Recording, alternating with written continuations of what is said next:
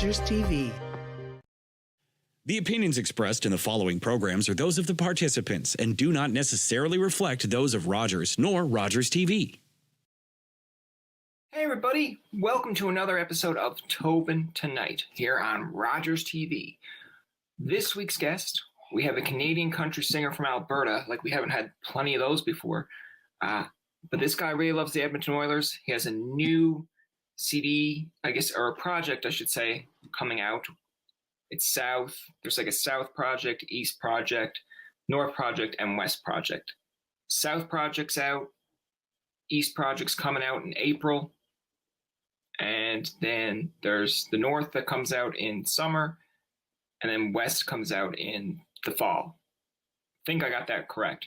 Anyway, Brett Kissel, everyone. We have Brett Kissel this week's episode.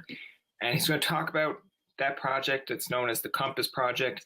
He's going to get into about how he decided that he was going to do 11 songs on each one of these albums or projects and how there's something there for everybody. South is more or less for radio hits. There is the East, which consists of singer-songwriter type music and East Coast type of stuff. Then there's North, which is all of his live performances or things that he like, or songs that he liked to perform live. And there's West, which is more traditional Western style music. We're going to talk a little bit about that and plenty more. So why not just sit down, relax, and enjoy the episode. I don't know the weather. I don't know if the weather's changed, but it could be stormy outside. So why not listen to me rather than listen to wind and snow and all that stuff? Unless this is the storm did not happen and Eddie Shear and other people were wrong, then now I just look just as silly as they are. Hold on a second.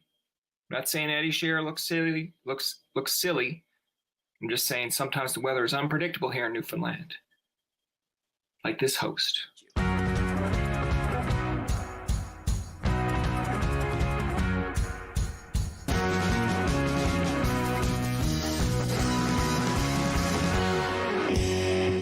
Really want to start off with in a little bit of a humor kind of way is so when you came out with Airwaves, you remember that song, so I think it's around 2015. I was 24 at Algonquin in the radio program, and the teachers there were like, because it's Ottawa, it's big on country radio. I knew what I was signing up for because I'm from Newfoundland, but they're like, all right, we're going to work on some demos. And I was like, okay, cool, like I'm learning all about production. They're like, all right, so imagine you're at a Hot 89.9 or a country FM station like KISS, and you got to do these promos. It's like, cool. So they gave us snippets of different songs, and they gave Airwaves, and they're like, okay, you got to promote this like you're on a radio station. So we had to pretend to voice over, Brett Kissel coming to Ottawa, and then put in your music. And at the end of it, I was like, yeah, I think I did a solid job. And the teacher's like, all right, here's this piece that you missed here. Why did you cut out Brett's voice here? I'm like, Brett's not even in the room. I'm like, why don't we ask Brett what he thinks of this first and then come back to me? Yeah, well, that's pretty cool how you got your start in obviously this realm of arts and entertainment and radio and everything like that. I think that's really cool. And Airwaves was a big song. It was obviously that's a moment that stuck with you, but that song stuck with me for forever. Like I'll never forget what that song did for me in my life and my career. Well, that's it's funny because you first time you hear music or a certain song, you think it's going to be on a radio station, or we had two radio stations. One played pop music and one played Ottawa local. And I don't know. It's just when you're in university or college, you don't have all the realms or means of driving in a car and hearing the radio. So it's almost I'm in a radio program, but I don't listen to a lot of radio outside, which I used to. And then when he brings in this demo of here's the songs we're going to use, I was like, I really like this song. Who's this by? They're like, oh, it's Brett Kissel. I was like, so that was the very first time that you ever heard of my music. Yeah. Wow.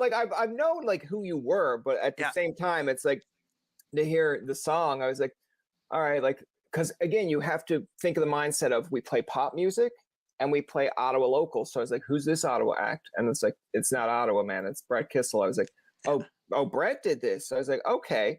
I was like, I'm going to go home and download that. But first, let's work on this project and see if I get annoyed at this project first. Now tell me, where are you at right now? Are you back in Newfoundland, or are you down in Ontario? What part of the world are you right now? I'm in Newfoundland, but my background would make you believe I'm in Michigan because of all the Detroit. All Yeah, of the I Detroit am memories. looking at all the Detroit stuff, but at the same time, hey, Detroit sports. Well, I mean, especially the Red Wings. Like, I don't know if it's hard to find a better franchise than what the Red Wings have accomplished over, as an original six team. I've been to the Old Joe, but I've now been to Little Caesars a couple times and for concerts and Red Wings games. So yeah, I've got no beef with Red Wings fans. I don't. It's not 2003. It's okay. If this was 2003 and we had you on, you'd be a little bit different of saying like, how do you feel about my Edmonton Oilers moving on? I'd be like, you know what? It's been fun. See ya. Yeah, and I think you're talking about in 03 we couldn't beat you guys in the 90s. But finally, it was in 2006. I was just talking about to my big brother that I had forgotten that was the last year of Steve Yzerman. And that was his last time ever stepping on the ice as an NHL player was in Edmonton when the Oilers beat them in 6. Yeah, I think there's like a framed picture out there on like, I'm sure it's like on eBay and whatever. And I'm like, that would be a nice picture for me to have. I don't have the room, but then when I look at the price, I'm like, listen, Yzerman, I love you, but I also love having money in my bank. So I want to ask you about like how you got into essentially the music industry now, because my stereotype, and I'll say it, is when people think Newfoundland, they think fishermen, they think, oh, you're going out to Fort Mac or you're working on like an oil rig. When I hear people from Alberta that are in music, I'm like, what other fucking thing were you gonna do? Of course it's music. You're gonna put on your cowboy hat, you're gonna go out with a guitar, you're gonna be like, you heard of Paul Brandt? I'm Paul Brandt. And I'm like, I wouldn't know the difference. Like, I know who Paul Brandt is, but I'm sure like someone else would be like, is that actually Paul Brandt? To be like, he's from Alberta, sure, let him just have his wish. But like, tell me a little bit about how this career started. Well, you know what, there's many stereotypes are true, and the reason why they're stereotypes is because there's such a large percentage of the population that put on their blue jeans and put on their work boots and put on their cowboy hat, and they chase cattle or pull oil out of the ground. And I'm very grateful that I had that upbringing on the farm. Now, I feel that it was very authentic because now in this generation, or in the last 10 or 15 years, when so many people are living in cities and they love country music, they love the genre, but they don't live the life. And that's fine. I'm not judging it because they can still write great songs, but they never grew up on a farm. They don't own a truck. They've never shot a deer. They talk about the rural way of life, yet it was their distant relative and their cousin on their mom's side who had a hobby farm with a pony. So with all that being said, I feel very grateful that I grew up chasing cattle and I grew up in that way of life. And that's why I think country music was so important to me, because it told the stories of hard work. It told the stories of my family and what we did and why we lived for a Friday night and why we would throw down on the weekend so hard, but then work our asses off all week long. So I loved my upbringing, even though as a teenager, I couldn't wait to leave. And it's very interesting, that dynamic, how I was going to move to Nashville and try to make something of myself in country music. And that was my goal. And I had no intentions on ever coming back, ever. Yeah. And now I bought the farm and now I can't wait to raise my kids there. Like I definitely was very hypocritical as a kid, but I love this lifestyle now. I think it's interesting that you made that point, because see, for me, growing up in like a small little town in Newfoundland here, it's like, which town? It's Goulds. It's like maybe about 20 minutes outside of St. John's, not even, but like it's kind of like the capital of St. John's. We're a little bit outside, so like there's Mount Pearl, but like I remember growing up and watching like CMT Countdown, and we got ecstatic when we seen like a Newfoundland act on, like say the Ennis Sisters or Great Big Sea, where like we're being represented. But I used to be like, man, like I can be as country as them. But then I look at my upbringing, I'm like, dude, you're out playing ball hockey, you're out like riding bikes, like, and then there's a girl in our class named Shira who lived, like, I think she owned a farm, her family owned a farm, and it was like a Toronto versus Philadelphia playoff series. I'm here watching it with my brothers in my room, and she was out with her grandpa watching it down in like the farm with like a whole bunch of horses. I'm like, if anyone's going country, It's Shara. I don't have a place. Well, that was then, you know, and I understand what you're saying, but now I think the great part about country music is that it has changed and shifted, and it's got a lot of layers, absolutely. And I think it casts the widest net of any genre, because under the umbrella of country music are all these amazing subgenres, which actually is what my album, like the Compass Project, is really all about, because we've got true country and western, very traditional. Then we've got acoustic singer-songwriter. Then you've got the rock and live show, and then the straight-ahead country. Whereas there are these other subgenres of pop country, which is Dan and Shay, and then Americana, which is, you know, Coulter Wall, and that Zach Bryan. Then you've got real heavy rock, which is Hardy. So because of that, now country is just this all-welcoming, all-encompassing genre. Whereas before, I think you really needed to live the lifestyle in order to sing about it. Yeah. Whereas now, this is everybody's genre. And I like it better this way. I'm proud of my roots. I'm proud of my authentic character traits that I bring to the genre. But I love it a lot more today because it is so inclusive. And you see it. If you want to talk about diversity and inclusion, which is such a buzzword right now, and we know what it usually means, or what you or your viewers and listeners may be thinking about what diversity and inclusion really is. But if you want to talk about country music, I think it's extraordinarily diverse, and it includes everybody from every walk of life. And actually, in a lot of ways, it always has. I think it's interesting because, like, if you go on like Instagram, and like you can't avoid the reels now because they're just there. But like I see reels where someone will be like, here's the top 20 or top 10 songs in country the year you were born, and you go from like 1990 or like to 91, and I'm looking at it and I'm like, I see Garth, I see Tim, I see some Faith, some Reba, and I'm like, okay, this is what I remember growing up on. And it's like, to me, that's like old school country. And then I feel like in 10 years time, when someone does it, you'll see maybe some like Taylor Swift. You might see some Florida Georgia Line, and then you'll be like, okay, where did we kind of sway away from it? Like, I like both, but not like, if you put on like a Tim McGraw song, I can sing that word for word. Maybe because it's like when I was younger, I was really in tune to it. Yeah. You play a Florida Georgia Line song, I can still listen to it and like it and appreciate it. But I guess I'm older now, so it's almost like I remember a distinct memory from listening to Tim McGraw or Garth Brooks.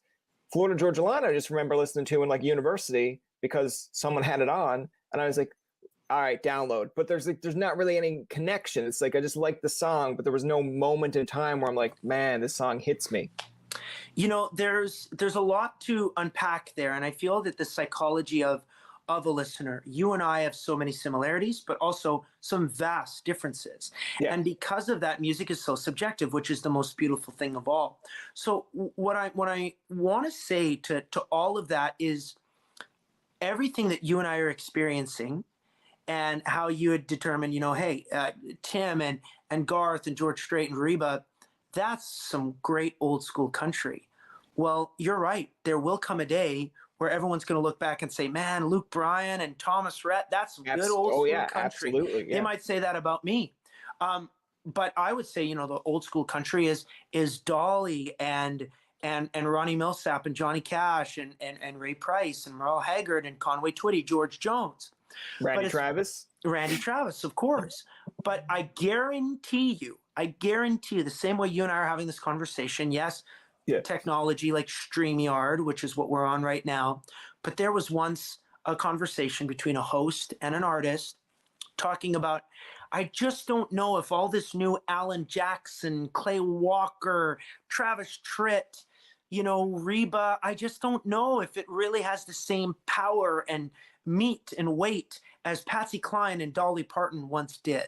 Yeah. And also, I bet you 20 years from now, someone may have a conversation and say, yeah, I just don't know if country music really has that same country element the way that Brett Kissel and Paul Brandt and Dean Brody really had in Canadian country. So what I'm trying to say is it goes through the ebbs and flows.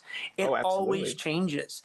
And that is what's special about country music, is that it has always morphed into something different. And actually every time it's gotten bigger and more widely known and widely respected.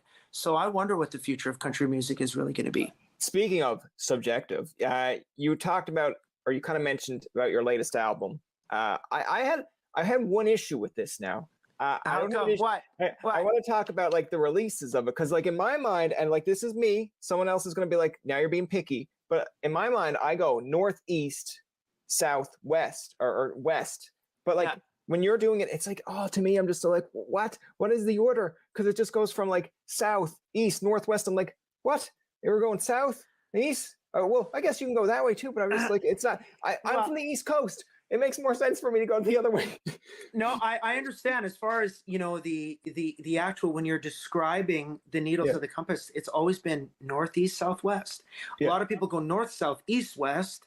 Like cross. Those people are crazy. Yeah. Not my people. I've always been northeast, southwest. That's going in order like that. But I actually wanted to change that a little bit, and I wanted the South album to come up first because that's the record with all of the hits. Now, the word hit is also subjective because I could very well have some great hits on the East, on the West, but I knew that this was new country, and the needle of the compass pointed south of the Compass Project. It pointed towards Nashville, Tennessee, where I've called home for many years, and I love the city, Music City, so much. So the South album was going to be released first.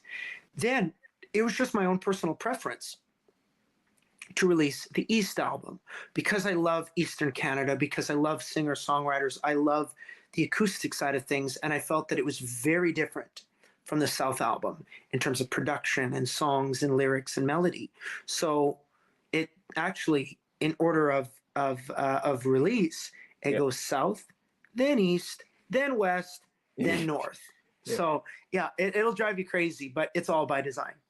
So I want to ask you, like, and again, I don't want to like dive into it like it's almost like it's an interrogation here, but I'm just like fascinated by this stuff. So, like when you mentioned about the, I believe the East album, and you talk about singer-songwriters and creating like, work from that and loving the East Coast, like what essentially would you make the East different than the South? Like, I know when you say some people don't like the production, some people might not like, oh, we're going to add in these beats or background, but like, what essentially makes the East album? And like, who are some of the singer-songwriters that you were like, these are the people that I worked with, or some people that you're like, these are the best singer-songwriters in the world?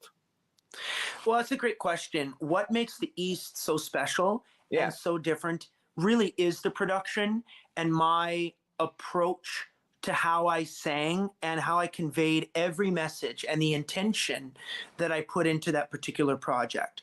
So not that I'm not intentional with everything else that I do, but I really took a creative risk to strip it all back and rely on the power of these two things, lyric and melody, and that's it. Now, one would argue, but that's every song, Brett. That is the South record, but not entirely. There's a lot of tricks and production elements that you can throw in to a new age country record. Whereas on the East Coast, I wanted it to have the feeling of if I'm hanging out with you in your backyard in Newfoundland, or we go to a really beautiful spot on the coast and we're looking out over the ocean and we see the waves and we can feel the wind and we feel the elements that are brought to you that you can really only feel in Eastern Canada. And we set up a campfire and we sit on lawn chairs and I start to play you some songs. There's a much different feeling that you get in that moment than you would get if I'm playing in an arena show. Okay. And so the South is hit driven. It's for the radio. It's for arenas. And the East is for someone who wants to pour a drink and put that needle down on the vinyl and truly listen to the spirit and the choices I made to bring these songs to life. So it's all in the approach. And that's what a lot of the great singer-songwriters of the East Coast do because they're such great storytellers. I agree with that. Like in my mind now, when I'm picturing it, and you can tell me if I'm right or wrong in this, but like I remember like when I listened to say the Arkells when they have a leather jacket on or 1111, and then they came out with an album that was almost like campfire songs. Now it wasn't actual campfire songs, but it was like something that they kind of advertised as like these are songs if you're sitting around a campfire that you'd be. And I was like, you know what? Yeah, it's a little bit different than what I'm used to, but sure, like I can turn that on and just be like, this is at ease. Well, you're going to get that. That's it. That was a great way to describe it. except we really took a deep dive into that mindset. And in doing so, we achieved something really great because it is vastly different from any of the other 3 albums. And it's vastly different and arguably in many ways, better than anything I've ever done. So, like, I want to ask you this because I kind of we kind of spot on it in the first part, but like, if you were to kind of give me some names of some singer-songwriters, like top in the world or ones that you like, because when I think of, like, obviously there's music, and I know music has changed from like when I grew up listening to it to now. Like, there's a lot more, I think, singer-songwriters than there are just people who sing a song and someone else writes it for them. But like, if you were to give me, say, a top 5 off the top of your head. That's great, but it's also very difficult because, absolutely. Again, it's like it's so dependent on my mood and how I'm feeling. In no particular order, what Jimmy Rankin and the Rankin family did for East Coast music is nothing short of extraordinary. Their storytelling, their approach to production, those songs, that feeling was very, very important. So I channeled a lot of what they had done, I think, in their career and try to bring some of those exciting elements to the East record. There's a lot of other songwriters that may not be famous, that no one would know about, but you sure as hell would know their songs. Gordy Sampson, another East Coaster. I've heard a lot of Gordy. Unbelievable songwriter. I've only written with him a few times, but every time it's been magic. Kyle Jacobs, he just passed away. I miss him very much. He was a very close friend of mine. And he and I have written together. There are 3 of his songs on the East album. And then someone who can write a song so well by himself is Dean Brody. And Dean is a very good friend of mine. I really respect and love Dean.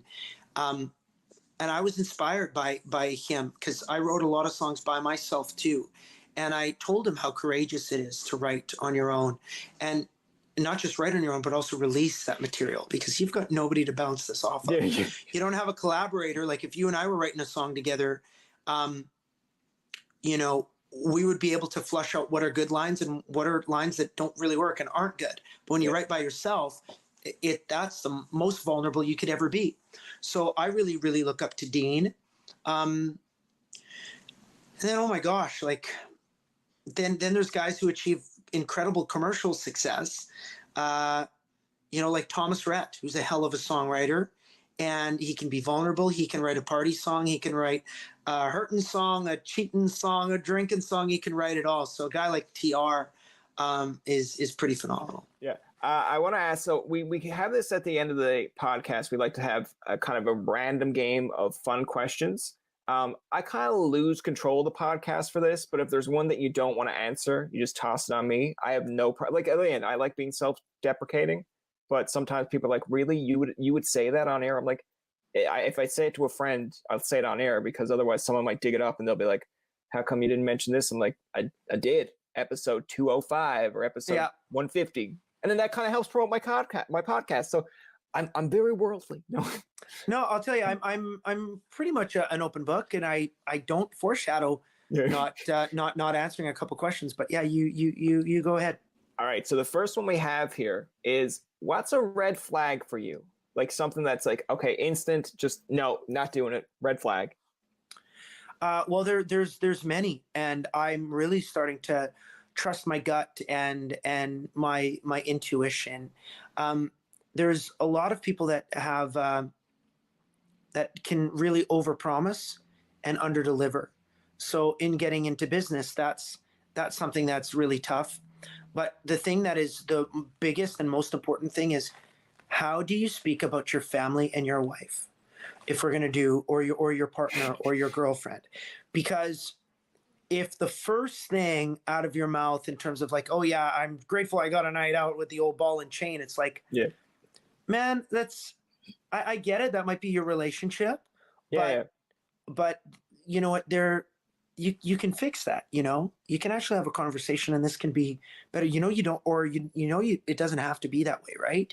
Yeah. Or there are a couple of circumstances, and people will say, I can't believe, Brett, you have 4 kids, because my kids are. I'm like, I know kids can be difficult. I know that there can be some struggles, and it's not always easy, and we definitely lose a lot of sleep. But I love my kids, man. I would never call. So that's a bit of a red flag. This one's not bad because I feel like you're married, so you can kind of get away with this one. But the worst thing you ever did or could do on a date? Well, no show. Yeah. Really, really sucks. Yeah. And then just drinking too much. That's the thing. I mean, if you got to drink that much to get out of the date, like you see this in the rom-coms, right? Yeah. So yeah, it would be no show or drinking too much. And also I don't want anybody to get mad. Like, I just always feel like on dates, it's always happened for me, and this is just my perspective, but I think the guy should pay.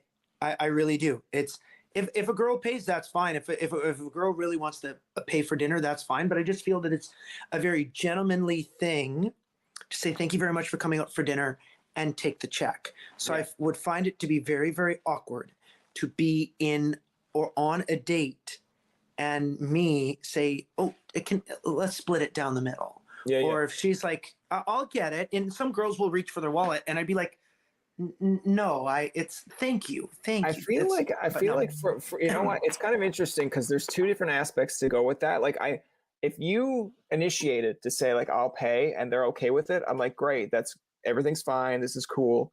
If they kind of split it, that's another sign. But like, to me, the mental side of that sometimes is like, if I'm saying I will pay and then the girl goes, no, that's okay, we'll split it. In my mind, I'm like, okay, this did not go well. Like something Good went point. Wrong that she's like basically saying like, if you pay, now it's like I owe you one, and but if it's split, it's almost like it's like, okay, you might have had a good time, I didn't, but at least I covered my own ass. Like, but you know what, dude, I don't know the dating game. I don't know if I've ever been on a date in my life other than like I started to see my wife Cecilia, and of course we went on a bunch of dates, but it was never this like, I need to get to know you. Do you like me? Do you not? It was like I fell for her hard really quick. So, and I love this stuff, like this rapid fire. So on our next conversation, we just got to do more of it. That's going to do it for this episode of Tobin Tonight. Our thanks to Brett Kissel for coming on to the show. Remember, you can find past, present, and future episodes on TobinTonight.com, Spotify, and iTunes. Follow us on Twitter. Like us on Facebook and leave a comment or 2. For Tobin and myself, this is Jacob saying thank you for listening and good night.